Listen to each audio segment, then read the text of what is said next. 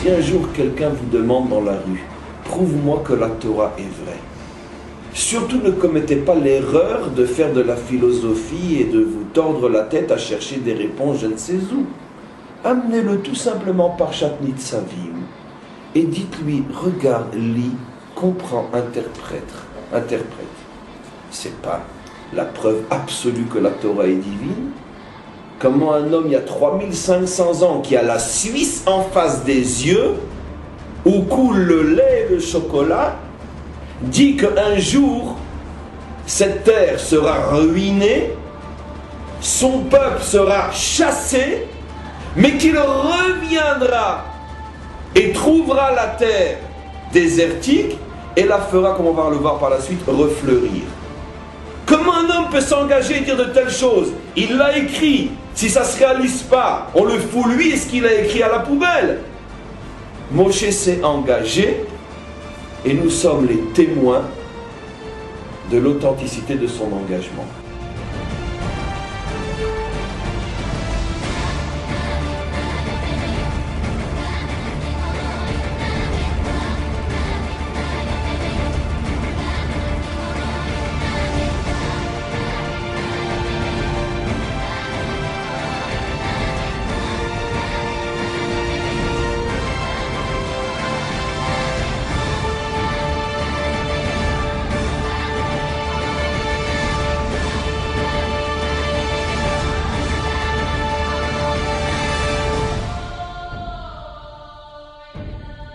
Donc c'est clair, c'est incontournable. Je ne sais pas comment, avec un texte comme ça, on peut encore dormir tranquille si on n'essaye pas au moins de le vivre et de l'assumer chacun à notre niveau.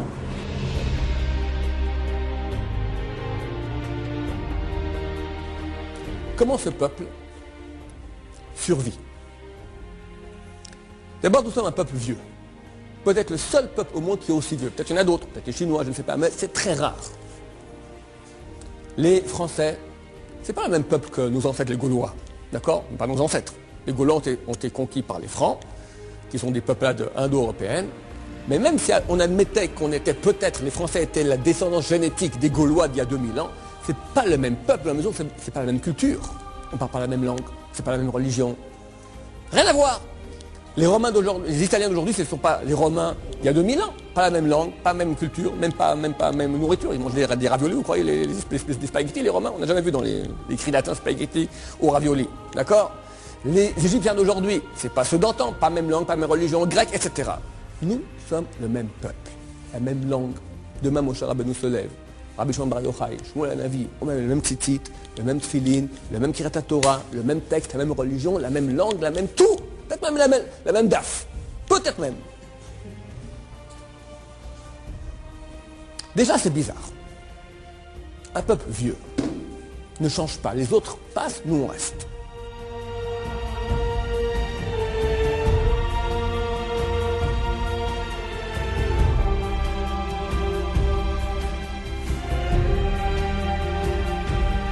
Regardez ici une citation d'un auteur non juif.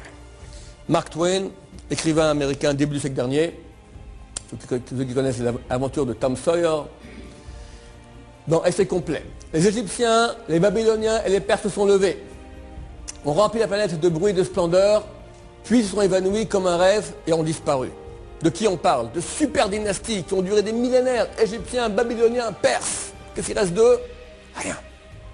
Même la langue, on ne sait plus la parler. Les Grecs et les Romains ont suivi, ont fait grand bruit, elles ne sont plus. Culture gréco-latine, énorme culture.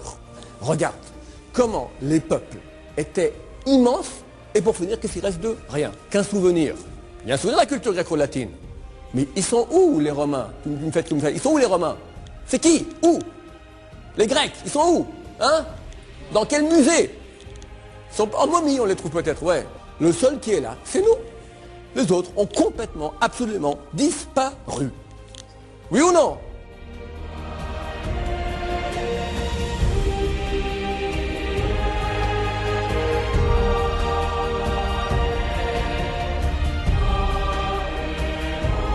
Je parle du peuple. Nous maintenant, si le peuple disparaît, juif, il n'y en a plus. La Bible reste, l'influence juive dans le monde, elle reste, mais nous, on n'est plus là. Or, je te montre maintenant un peuple dont comment on parle de ça, les membres de ce peuple sont vivants. Donc, regarde, ça existe. Toi aussi, au Hachem, n'est-ce pas? Donc il y a une nuance. D'autres peuples ont jailli et ont tenu haut le flambeau pendant un certain temps, puis la flamme s'est éteinte, et à présent ils sont dans la pénombre ou ont disparu. Les Juifs les ont tous vus, les ont tous vaincus. C'est quoi vaincus? On n'est pas parti en guerre contre eux, mais eux ont disparu, nous on est là, on est encore vivants. Dans cette mesure-là, ça s'appelle une victoire. Et aujourd'hui, ce qui a toujours été, sans manifestation de décadence, sans infirmité de vieillesse, sans affaiblissement, sans ralentissement de cette énergie, sans émoussement de son intellect alerte et agressif.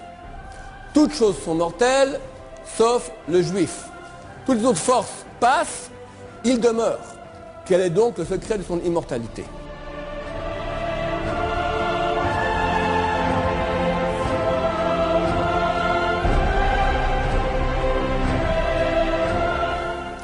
Deuxièmement, dans quelles conditions on reste en exil?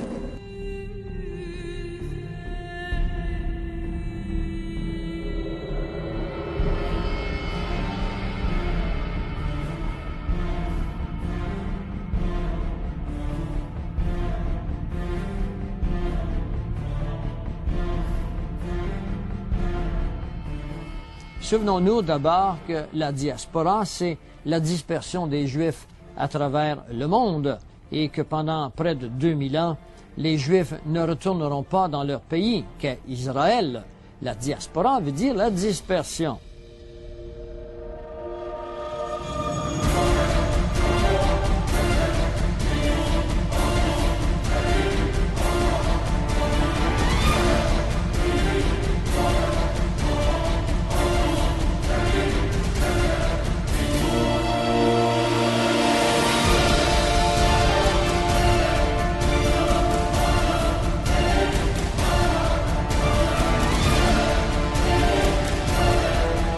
Les socio-historiens ont dit, pour qu'un peuple puisse survivre, il faut 3 conditions remplies.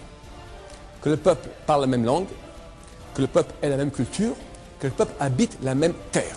Si une des 3 conditions disparaît, disent les socio-historiens, en quelques siècles, le peuple aussi s'assimile, disparaît. Et tous reconnaissent une exception qu'on ne comprend pas, le peuple juif. Comment ce peuple, hors de sa terre, survit? Pas un siècle, pas 2, 2000 ans. Et non seulement il survit, mais dans quelles conditions?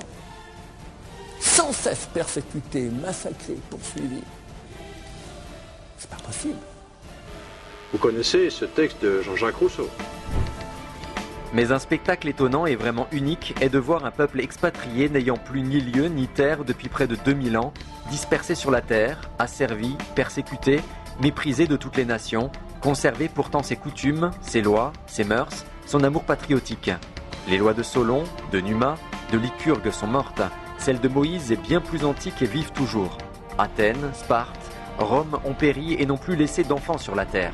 Sion, Jérusalem, détruite n'a pas perdu les siens, ils se conservent, ils se multiplient, s'étendent par tout le monde et se reconnaissent toujours. Ils se mêlent chez tous les peuples et ne s'y confondent jamais. Ils n'ont plus de chef et sont toujours un peuple. Ils n'ont plus de patrie et sont toujours citoyens. Ici une citation d'un autre sociologue, historien, Nicolas Berdaïev, d'origine russe, nous écrit en 1936, avant la Shoah. Les Juifs ont joué un rôle capital dans l'histoire. C'est un peuple éminemment historique dont le destin reflète l'indestructibilité des secrets divins. Leur destin est profondément marqué du saut métaphysique qui ne s'explique ni en termes matériels, ni en termes historiques positivistes. Je me souviens de l'interprétation matérialiste de l'histoire. Quand j'ai essayé dans ma jeunesse de la vérifier en l'appliquant au destin des peuples, elle a totalement échoué dans le cas des Juifs. Leur destin apparaissait parfaitement inexplicable d'un point de vue matérialiste. Et de ce fait, selon les critères matérialistes et positivistes, il y a longtemps que ce peuple aurait dû périr.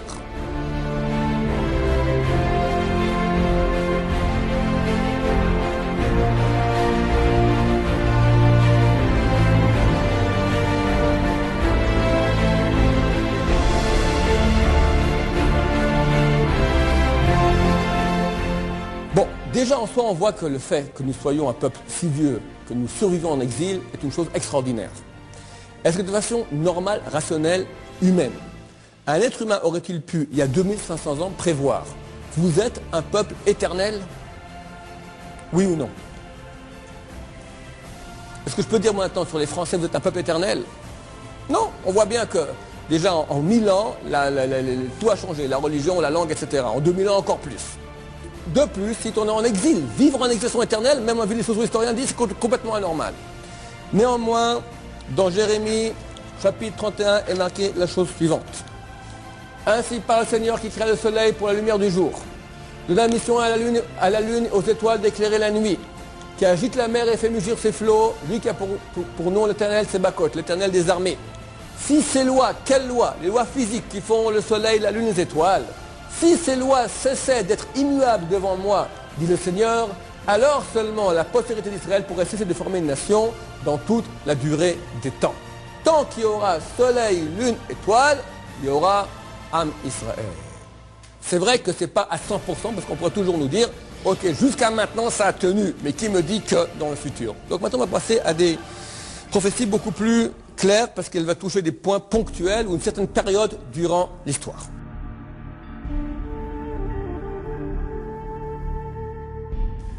Je vais résumer ces points historiques en 4 points. Tu es vendu en esclavage, on te prend par bateau en Égypte et personne ne veut t'acheter.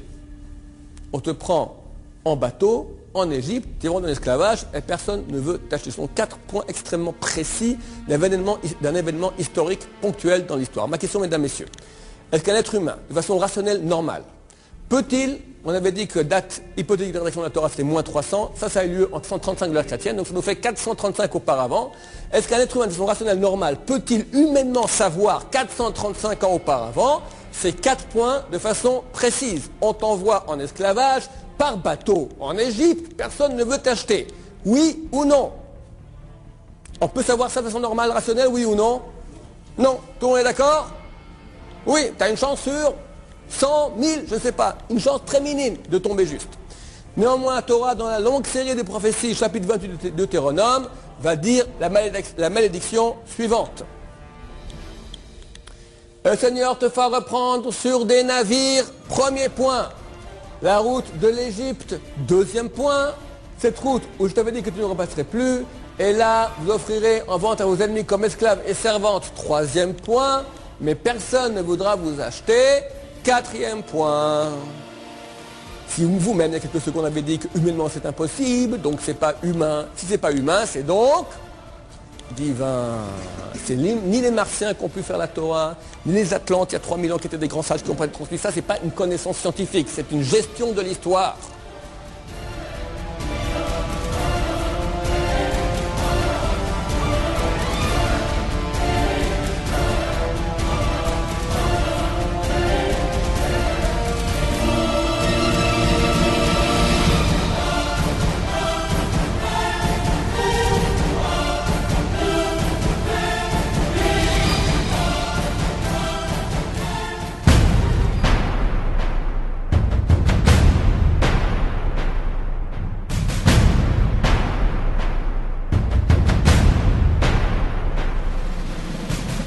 Ouvrez les nouvelles dans n'importe quelle chaîne au monde, n'importe quelle langue, n'importe quel véhicule médiatique, internet, radio, télévision, ce que vous voulez, magazine, je vous garantis, prophétie, on parlera des Juifs. Que ce soit sous la forme d'un attentat, sous la forme de l'antisémitisme, la forme de la guerre des Palestiniens, du lobbying juif américain, de l'antisémitisme en France, de ce que vous voulez.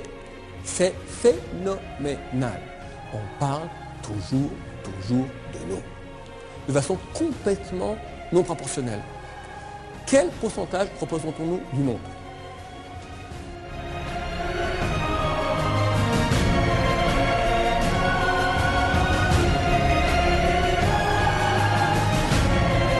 C'est tout petit Israël, on en parle sans cesse. Regardez ici une citation, de nouveau, d'un auteur non juif, Mark Twain, qu'on a vu déjà auparavant. Si on croit les statistiques, les Juifs ne constituent qu'1% de la race humaine. C'était au début du siècle dernier, on était 1%. Maintenant, comme je dis, on est beaucoup moins que cela. Cela évoque un vague et nébuleux saupoudrage de poussière d'étoiles perdues dans la traînée de la Voie lactée. Naturellement, on devrait à peine entendre parler du Juif. On entend parler On a toujours entendu parler, il tient autant de place sur la planète que n'importe quel autre peuple, malgré son infime importance numérique. Il a également contribué à la liste des grands noms du monde en littérature, sciences, arts, musique, finance, médecine. De plus, tout au long des siècles se développa contre eux un sentiment incompréhensible, une aversion et parfois une véritable haine. Alors qu'ils étaient dominés, dispersés, calomniés, rejetés et parfois même massacrés, ils continuèrent à être la cible d'une haine irrationnelle. Une fois, deux fois, trois fois, 2000 ans. Regardez, on va voir tout de suite. 2000 ans qu'on parle sur nous. Il y en a d'autres sur Terre. Je suis rien que moins de rien, 500e, mais c'est complètement rien de rien. Une tribu perdue. Ma question, mesdames, messieurs, est-ce qu'un être normal, humain, de façon rationnelle, aurait-il pu, il y a 2300 ans, alors qu'on était peinards sur nos terres, chacun sur le pain de terre, dire que, durant cet exil, on parlera de nous sans cesse, oui ou non? Rationnellement, tu peux prévoir cela à l'avance, oui ou non? Tout le monde est d'accord? Oui. Néanmoins, il est marqué dans, de nouveau, la grande série de malédictions, Deutéronome 28, la prophétie suivante. Tu seras la stupeur, la fable, la risée de tous les peuples où le Seigneur te conduira. Tu seras un sujet de conversation. Et ça fonctionne comme ça depuis 3000 ans. Comment ça se fait? Une petite phrase dans la Torah, Vaïta Lishnina, on parlera de toi sans cesse. C'est pas phénoménal? Demain, quelqu'un il se pose une question, est-ce que la Torah est d'origine? Oui, non. Ouvre la radio. On parle de nous, ça c'est bon. Ça a été marqué il y a 2300 ans, au moins, enfin, il y a 3200 ans. C'est phénoménal. En soi, c'est absurde. Ça a été prévu. Et ça fonctionne d'après le programme prévu. Alors, qui peut dire que c'est pas vrai maintenant?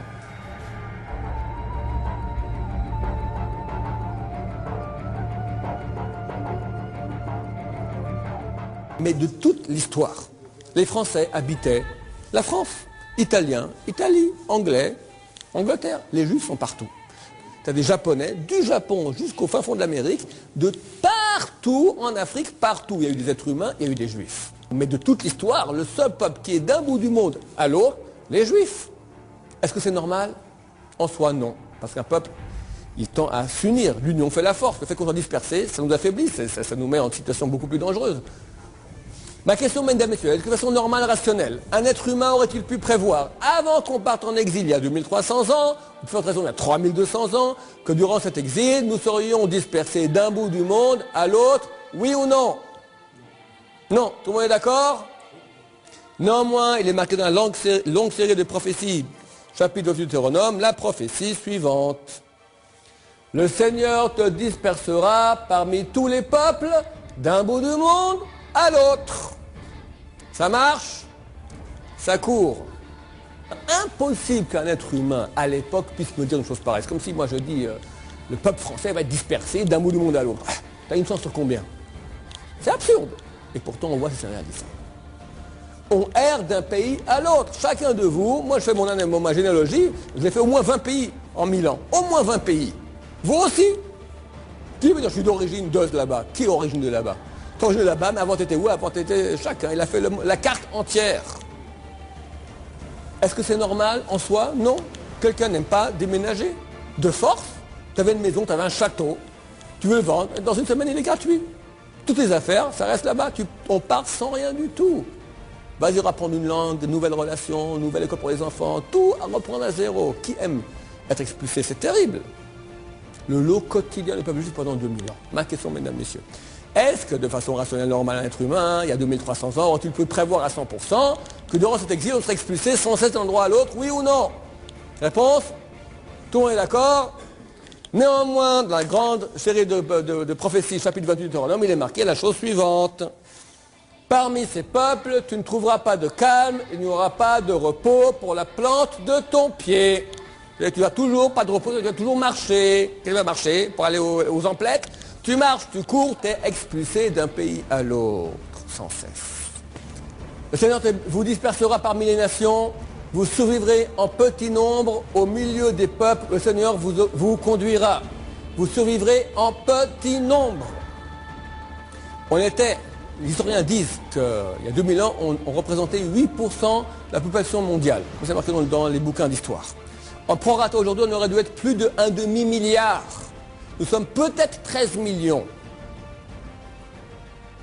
Une partie massacrée, la plus grande partie qui a été assimilée. Mais néanmoins, cela se réalise. Nous restons peu. Très costaud comme prophétie. Pourquoi? Parce que Dieu te dit que tu vas survivre. Pour survivre, on va être beaucoup. Non, c'est vrai, en petit nombre. C'est-à-dire, tu es proche du zéro, mais jamais zéro. Beaucoup de gens aimeraient qu'on soit bien qu'un peu moins de zéro. Bon, au prochain, on est toujours au-dessus du zéro, mais en petit nombre. Donc c'est phénoménal de précision, comment le gestionnaire y gère bien. Donc maintenant, la chance de tomber juste là, c'est une chance sur des milliards. Des milliards que tu vois que pendant 2500 ans, ceux-là ne bougent pas, les autres sans cesse, tac, tac, tac, tac, tac. Tu as tout le programme qui est marqué. Un être humain normal peut écrire ça il y a 2500 ans. C'est par A plus B, mesdames, messieurs, qui n'est plus quelqu'un qui dit « moi, je crois ». Maintenant, tu sais. Encore moins quelqu'un qui dit « je ne sais pas ou je ne crois pas ». Tu as par A plus B.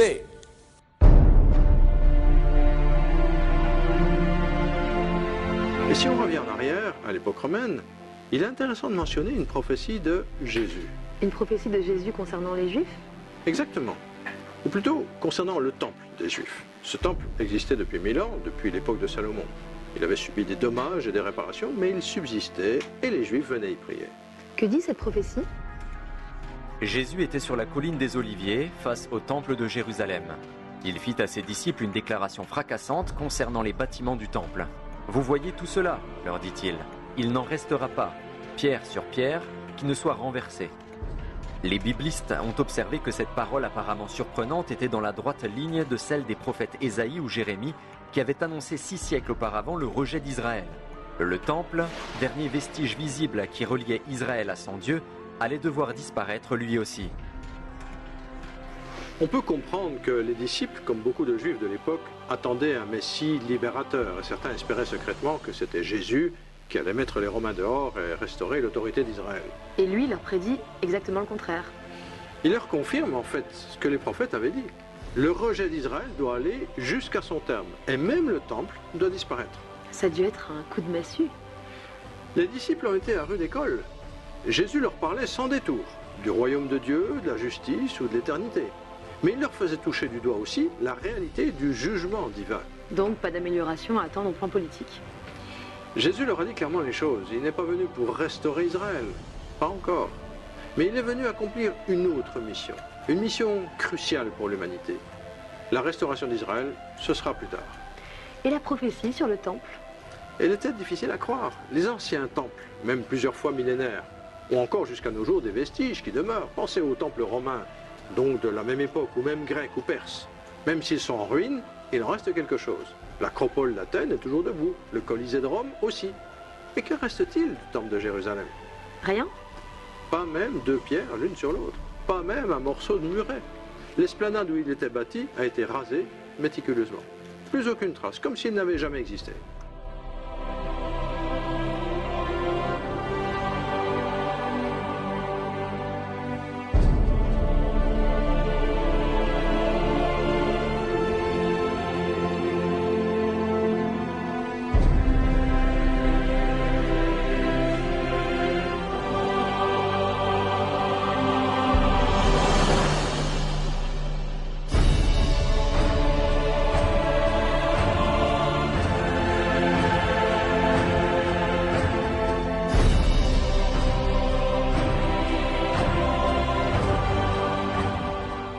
Une prophétie qui est déjà arrivée, cela arrivant à l'an 70 de notre époque, lorsque l'empereur Titus, fils de Vespasien, qui un an au préalable est redemandé à Rome, Titus s'emparera de Rome, non de Rome, mais de Jérusalem, et par mégarde le feu prit au rideau du temple, et la chaleur de ces rideaux fit tomber de l'or qui était caché entre les pierres. Les soldats des Romains reportèrent ceci à Titus et ils crurent qu'ils étaient rusés et ils voulaient l'or parce que Rome était un conquérant et il demanda que le temple soit débâti et qu'il ne reste pierre sur pierre. La prophétie de la première question se réalise donc en l'an 70.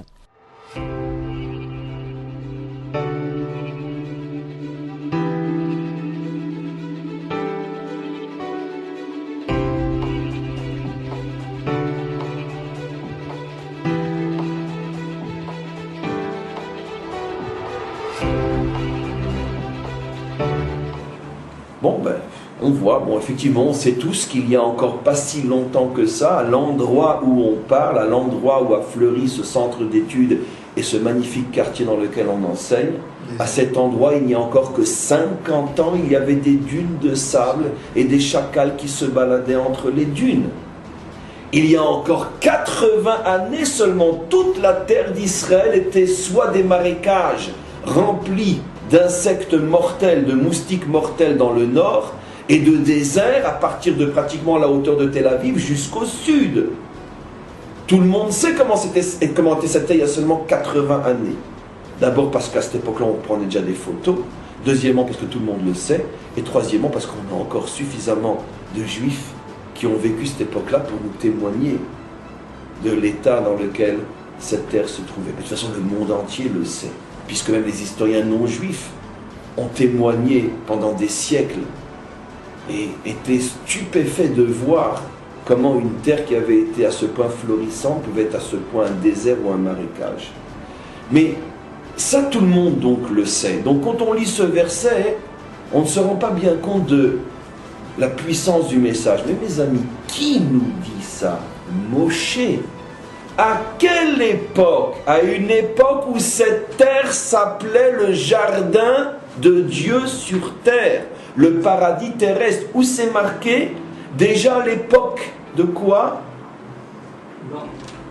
Déjà à l'époque d'Abraham. Toute la région de Sodome et Gomorrhe, pour ne parler que d'elle, est appelée le paradis terrestre. C'est pour ça qu'il a voulu s'y installer. Mais pas seulement cette région-là. Comment est appelé l'ensemble de la terre d'Israël? Une terre où coule le lait et le miel. Combien de personnes fortes et robustes et jeunes et solides a-t-il fallu pour porter seulement une seule grappe de raisin lorsque les explorateurs sont revenus de leur mission après 40 jours? Il en a fallu 10 sur les 12 pour porter une grappe de raisin comme la Torah le dit. Donc une terre avec une abondance inimaginable. Il faut quand même le faire. Lorsqu'on est en face d'une terre pareille, prévenir qu'un jour, les descendants de nos descendants reviendront et trouveront devant eux une terre recouverte de sel et de soufre où rien ne pousse, brûlée par le soleil, qui ressemble plus à une terre après une explosion atomique, Sodome et Gomorrhe, qu'à une terre qui a un jour été habitée, qui en plus est appelée la terre où coule le lait et le miel dans toutes les langues et toutes les traductions, une terre qui faisait pousser des grappes qui nécessitaient 10 personnes pour les porter, une terre qui avait dans toute la vallée du Jourdain une telle abondance qu'on appelait cet endroit-là le paradis de Dieu. Il fallait quand même avoir un sacré courage pour s'engager, je parle de Moshe, il y a 3000 ans, et dire qu'un jour cette terre sera le symbole de la désolation, au point que, comme on va le voir, même les nations ne comprendront pas. Poser la question, mais comment c'est possible? Donc vous voyez bien qu'on est en présence ici d'une prophétie authentique. J'insiste, parce que pour comprendre la puissance de ce qui va suivre.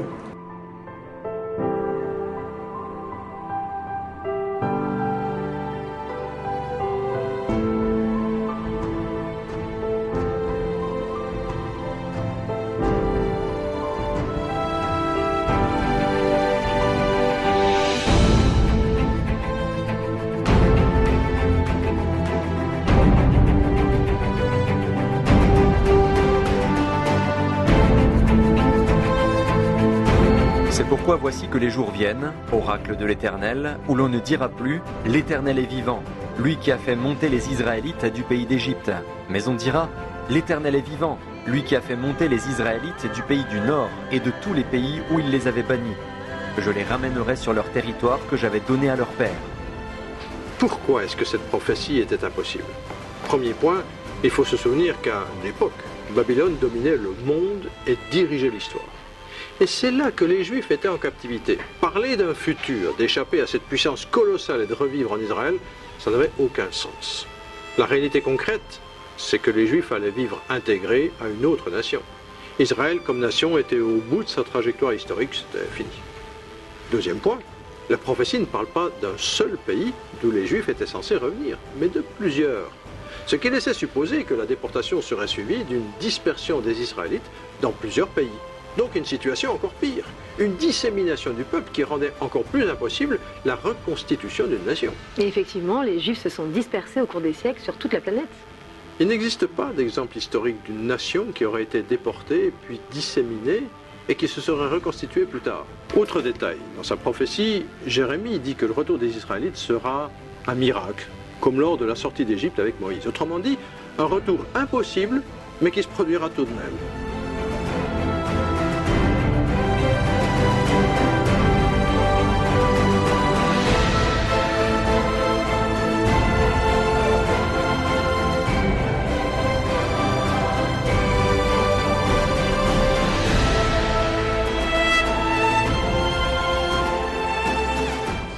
Qui ne parle pas d'Israël? Dans les médias, on nous parle d'Israël tous les jours, n'est-ce pas? Eh bien, voyez-vous, Jésus-Christ a parlé dans ce grand texte du chapitre 21 de Luc de ce figuier qui recommencerait à pousser. Et le figuier, nous le savons bien, c'est un des arbres qui symbolise Israël dans les Saintes Écritures. Eh bien, Jésus-Christ nous dit que cet arbre va repousser.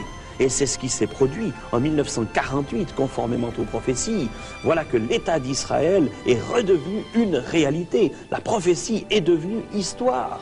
En 1967, la totalité de Jérusalem est retombée sous juridiction juive. Et l'État d'Israël a proclamé Jérusalem, capitale éternelle d'Israël. Right, May 14th, 1948, Israel was in fact reborn as a nation at the end of World War II. You can hear the words of the prophet Ezekiel saying, "Can a nation be born in a day?" Well, Israel was. In one day, Israel was reborn, May 14th, 1948. And we celebrate all year long their rebirth. Why is that important to you and me? Well, it's important because God says to pray for the peace of Jerusalem. And He says that He'll bless those who bless Israel. He'll curse those who curse Israel. We're here to bless Israel as the body of Christ. There's a lot of talk today on both sides of the political aisle about putting pressure on Israel to divide up the land, to give land for peace, to split Jerusalem in two, to give up the Golan Heights, to give up different portions of the land of Israel. God says the land is my land. In fact, in the book of Joel, He pronounces a curse when He says, "Woe to those who divide my land." Well, there are those today who would divide the land of Israel. You're going to see a fascinating photograph today on the program taken from satellite imagery 22,000 miles above the earth, where you will see in your own eyes how God Himself has carved on the mountains of Israel in the shadows of the sunlight very clearly and very definitively His name in Hebrew written on the mountains of Israel. God says, "The land is my land." Le prophète Isaïe, au chapitre 66, au verset 8, nous fait une promesse, nous fait une prophétie. Il nous dit comment une nation peut-elle être rebâtie, peut-elle naître en un jour. Eh bien, le 14 mai 1948, Israël devient une nation. Et là, je vous soustrairai à un ensemble de notions, sans vous laisser échapper toutefois qu'en 1917, la déclaration de Balfour avait déjà préparé ce retour des Juifs. Le 5 juin 1967, il y eut une guerre de 6 jours qui fait bien sûr l'objet d'études encore parce qu'on croit que c'est miraculeux comment les Juifs qui sont mal préparés ont pu s'emparer de Jérusalem et spécialement du mur qu'on appelle le mur des lamentations et qui demeure encore sous la juridiction d'Israël maintenant aujourd'hui. Observez bien Israël. Cette nation née en mai 1948 a fleuri comme une rose dans le désert, tout comme la Bible l'avait prédit.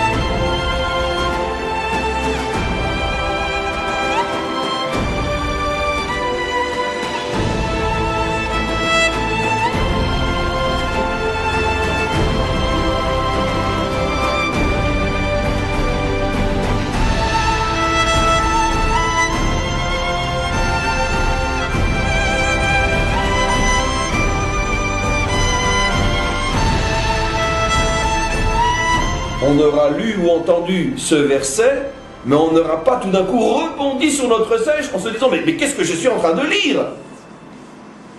Comprenez comment l'habitude use et tue. On va lire maintenant quelques versets qui sont une véritable merveille, parce que comme vous allez le comprendre, on est en plein dans leur réalisation. Et regardez maintenant la prophétie de Moshe. Il parle il y a 3000 ans.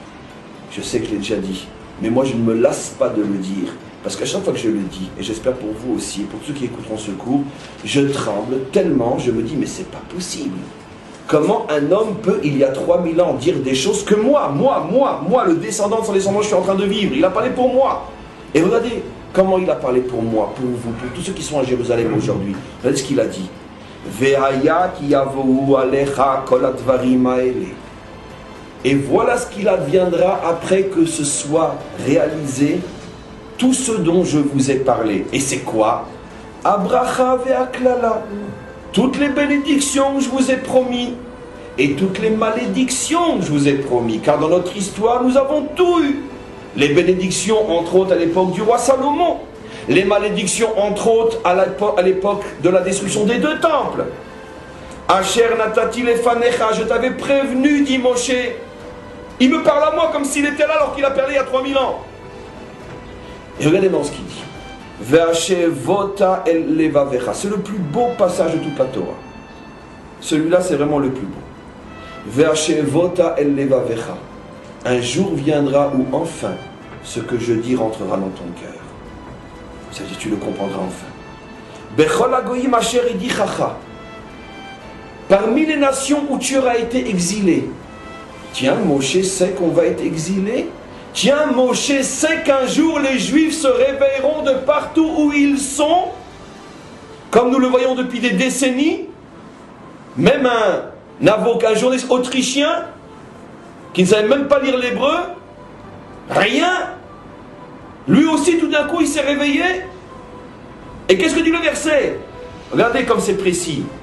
Asher adi chacha, là où tu seras perdu au milieu des nations. On parle même de Juifs perdus qui vont se réveiller. Mais d'où Moshe le sait il y a 3000 ans? Vous me direz, c'est un prophète. Je ne fais que le mettre en évidence. Car des fois, les évidences deviennent tellement évidentes qu'on ne le sait plus.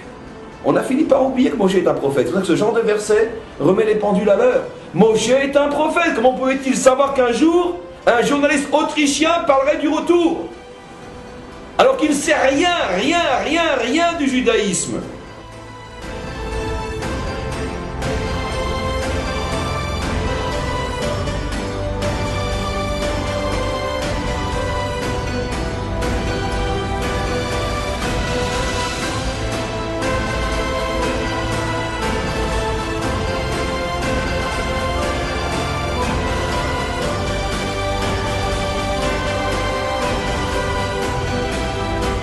C'est vrai que comme processus de renaissance d'une nation, c'est plutôt fulgurant. Et dès le lendemain, c'est la guerre. Les pays arabes environnants veulent détruire dans l'œuf cette nation naissante. Souvenez-vous que le pays n'est pas encore organisé. L'armée, ce sont des immigrés, très peu formés, mal armés, et pour une partie d'entre eux, des hommes rescapés des camps de la mort. Pourtant, Israël va gagner cette guerre. Ça paraît surréaliste. Oui. Puis en 1967, une nouvelle guerre éclaire. La guerre des 6 jours. Israël gagne du terrain, retrouve l'accès à Jérusalem-Est, autrement dit, la vieille ville, l'emplacement de l'ancien temple disparu. Octobre 73, nouvelle guerre, contre l'Égypte cette fois, qui aboutit à un accord de paix avec l'Égypte, après de longues négociations, les fameux accords de Camp David en septembre 78. L'Égypte aussitôt est exclue de la Ligue arabe, et Sadat est assassiné. Toujours la même haine. Et pourtant, la prophétie se réalise. C'est incroyable, n'est-ce pas? Jérémie est mort depuis plus de 2000 ans, mais sa prophétie est devenue un fait historique, indéniable. Et ici encore, les spécialistes ont noté un détail surprenant dans la prophétie, une mention explicite du pays du Nord. Mais lui, tout d'un coup, il a... C'est de ça qu'on parle ici. Même ceux qui sont les plus éloignés, tout d'un coup se mettront à se réveiller. Je me souviens, en 1985, je parlais avec de la famille, ici en Israël, et je disais déjà qu'il y aurait l'accomplissement d'une prophétie biblique et selon laquelle les Juifs du RSS viendront par dizaines de milliers en Israël et ça provoquait des moqueries et des rires. On me prenait à l'époque pour un illuminé. On me disait mais c'est pas possible, tu sais très bien qu'il y a le rideau de fer et donc c'est pas possible que les Juifs viennent en Israël. Plus tard, en dépit des dangers et en pleine guerre froide entre les USA et l'URSS, des familles juives réussirent à s'enfuir pour gagner la terre de leurs ancêtres.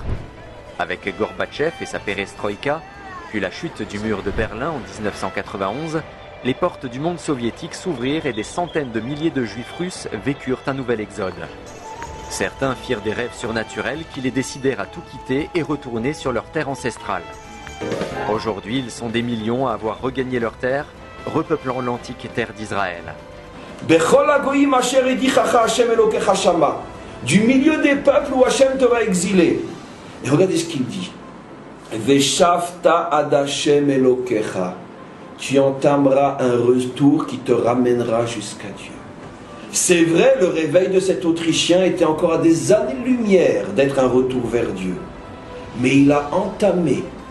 Ad, le verset est précis. Veshavta ad. Il faut absolument que nous comprenions l'hébreu.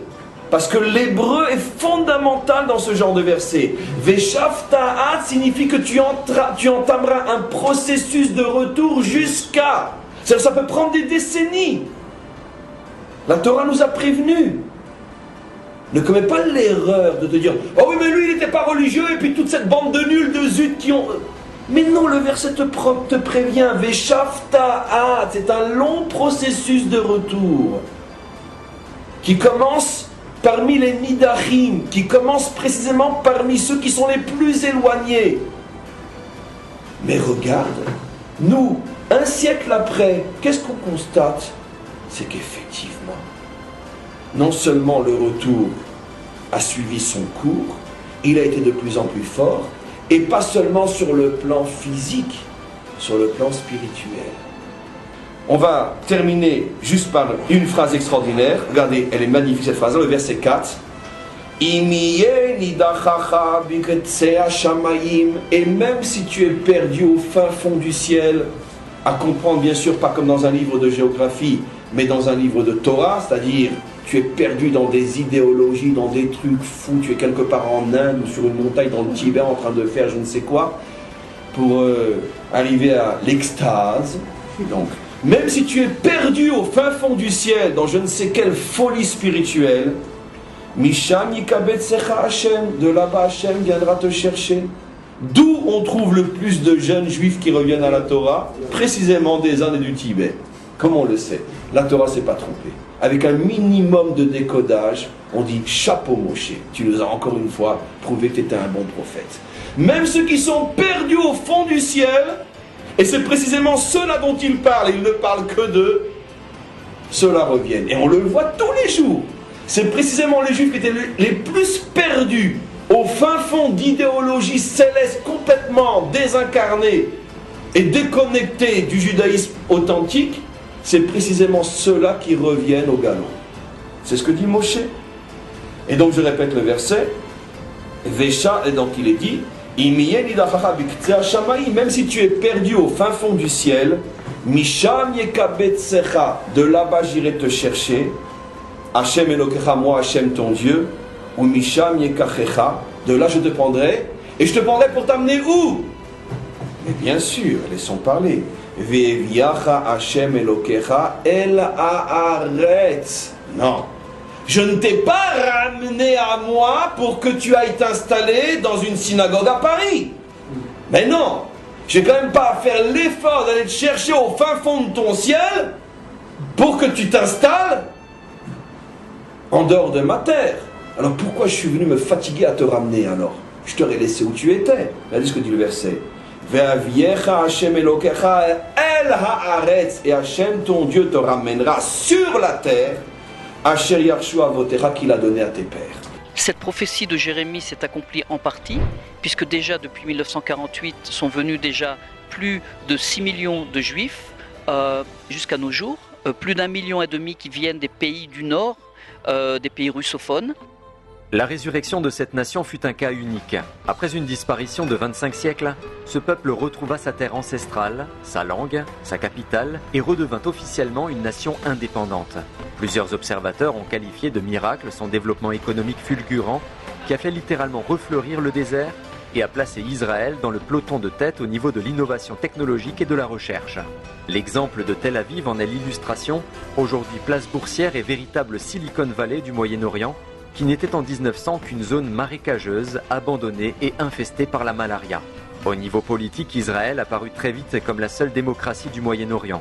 Avec l'appui des USA, ce pays occupait dès lors une position stratégique incontournable sur l'échiquier mondial. Tout Israël est en train de revenir. Le processus est un processus de retour, non d'éloignement. On le sait tous, on le voit tous, on le vit tous. La Torah ne s'est pas trompée. Un long mais sûr processus de retour. En tous les cas, vous voyez que ce texte est une prophétie absolument époustouflante. On a montré comment elle était véritablement une prophétie de la fin des temps, puisqu'elle s'adresse aux nations essentiellement. C'est véritablement de notre actualité que Moshe parlait il y a 3000 ans. On est véritablement la génération. C'est pour ça que n'oubliez pas ce passage. Les 30 premiers versets de Parshat Nitzavim sont la preuve absolue, premièrement, de l'authenticité de la prophétie de Moshe, deuxièmement, de l'authenticité de la prophétie de la Torah, troisièmement, de l'authenticité de l'histoire juive, puisque l'histoire juive, comme on le verra encore un peu plus demain, correspond en tout point, puisque nous sommes là pour le témoigner, à tout ce qui a été prévu il y a déjà 3000 ans. Donc, tout est vrai, absolument vrai. Voilà la preuve de l'authenticité absolue de la Torah. Par contre, j'imagine que ça ne veut pas dire qu'il faut idolâtrer Israël ou chercher à imiter ce qu'il vit. Ça me paraît évident. Que ce soit au niveau individuel ou politique, la société israélienne est loin d'être sans problème. Il y a des inégalités, des problèmes sociaux, une multitude de partis rivaux, etc. D'ailleurs, les prophètes, si on regarde bien, ont toujours dénoncé très crûment les défauts de leurs propres compatriotes. Mais on est bien obligé de reconnaître qu'il y a dans ce peuple quelque chose de très spécial. Aujourd'hui, les spécialistes de la Bible continuent à attirer l'attention sur les prophètes hébreux et l'éclairage qu'ils apportent sur l'histoire humaine. À cet égard, les trajectoires de Babylone, Tyr ou Israël apparaissent comme de véritables messages universels. À l'heure où plus de 2 milliards d'hommes et femmes se réclament du christianisme, nombre d'églises, prêtres et pasteurs rappellent que Jésus était juif, né en Israël, et que sa vie fut également l'accomplissement d'une longue série de prophéties. Prophéties uniques qui avaient annoncé sa mort et sa résurrection. Vous faites toujours une distinction nette entre religion et relation avec Dieu, si on peut dire. Parce qu'il me semble quand même que les religions ont mis un peu le bazar. Comme vous dites. D'ailleurs, le christianisme lui-même a eu son lot de scandales, de corruption, et il a eu des positions pour le moins ambiguës vis-à-vis d'Israël. On pense au concept du peuple juif déicide, qui rendait les juifs responsables de la mort de Jésus. Ou encore à la théologie du remplacement, qui prétend que l'Église a remplacé Israël. On a vu de fait des responsables religieux et des dirigeants politiques se réclamant du christianisme, s'opposer à Israël et laisser faire les pogroms jusqu'à la Shoah. Donc même un juif ou un chrétien n'est pas obligatoirement dans le courant divin, si j'ose cette terminologie. Ça me paraît évident. L'habit ne fait pas le moine. Et qu'est-ce que vous dites à ceux qui n'ont pas de connaissances bibliques ou qui reculent dès qu'on parle de spiritualité? J'aurais envie de dire ce que me disait un jour mon interlocuteur qui était pasteur. Il me disait, on fait bien trop d'efforts pour obtenir des choses qui vont disparaître, il faudrait juste s'intéresser à l'essentiel.